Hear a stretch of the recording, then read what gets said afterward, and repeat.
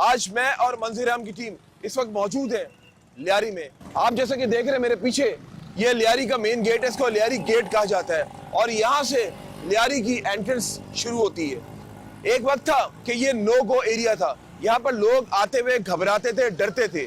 और अगर माजी की बात की जाए तो सारा सेहरा जाता है लॉ एनफोर्समेंट एजेंसीज को कि उनकी जबरदस्त कारकर्दगी की वजह से ये लियारी में अमन बहाल हुआ है। और एक वक्त था कि यहाँ पर अगर बात की जाए गैंग वॉर का जमाना भी था, मगर मगर मगर ग्रैंड ऑपरेशन करने के बाद यहाँ पर अमन बहाल हुआ है।